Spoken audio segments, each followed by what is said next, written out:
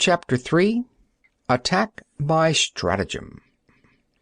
Sun Tzu said, "In the practical art of war, the best thing of all is to take the enemy's country whole and intact. To shatter and destroy it is not so good. So, too, it is better to recapture an army entire than to destroy it, to capture a regiment, a detachment, or a company entire than to destroy them. Hence, to fight and conquer in all your battles is not supreme excellence. Supreme excellence consists in breaking the enemy's resistance without fighting. Thus, the highest form of generalship is to balk the enemy's plans. The next best is to prevent the injunction of the enemy's forces. The next in order is to attack the enemy's army in the field, and the worst policy of all is to besiege walled cities. The rule is not to besiege walled cities if it can possibly be avoided.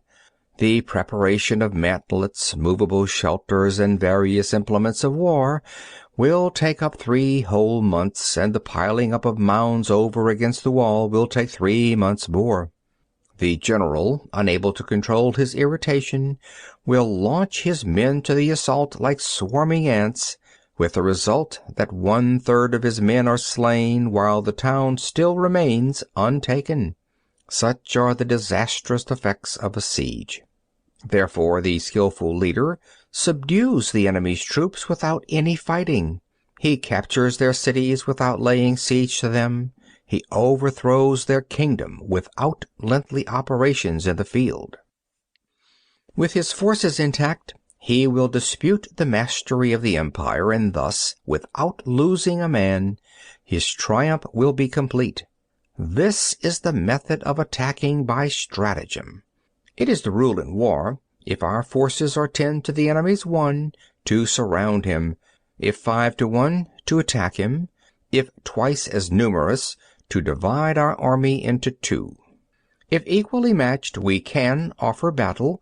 If slightly inferior in numbers, we can avoid the enemy. If quite unequal in every way, we can flee from him. Hence, though an obstinate fight may be made by a small force, in the end it must be captured by the larger force. Now, the general is the bulwark of the state.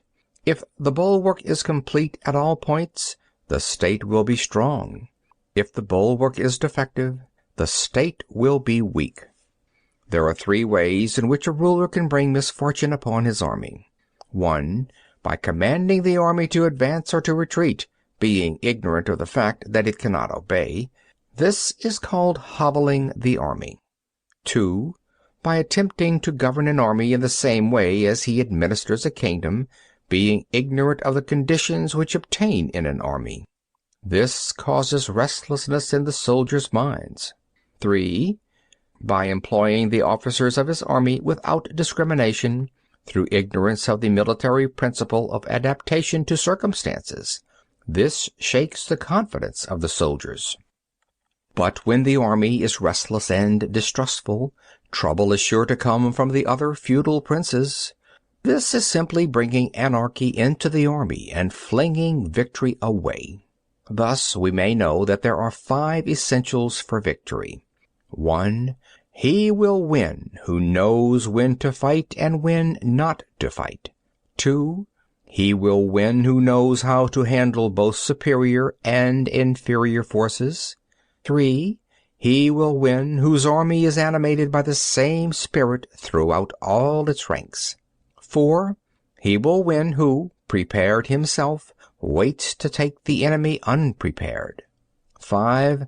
He will win who has military capacity and is not interfered with by the sovereign.